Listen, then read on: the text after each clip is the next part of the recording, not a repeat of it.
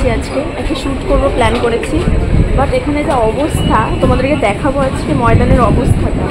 কালকে আমি মেনলি ময়দান আসবো খেলতে, চলো দেখাচ্ছি। চলো চলো। আমি যেটার জন্য তোমাদের দেখাবো বলেছিলাম, কলকাতাতে জানার কথা যে অনেক দিন আগে থেকে হোলি স্টার্ট হয়ে গেছে। বাট আজকে লোকের অবস্থা দেখো, ওই যে ওইদিকে চলো ওইদিকে জাস্ট হোলি হোলি হোলি, এদিকে এদিকে ওই যে ওইখানে হচ্ছে মেন মানে যেটা ফেস্টিভ্যাল কার্নিভাল যেটাই বলো, তো ওখানটায় হচ্ছে কার্নিভালটা।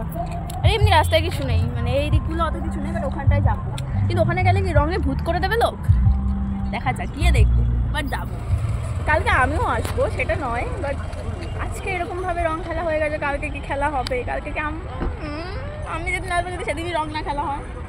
পুরো ভূত মানুষ, লোক এত সাজা গোজা করে এসেছে ভাই, আসলে আমিও এসেছি, কালকেও আসবো, কালকে বেশি করে সেজে।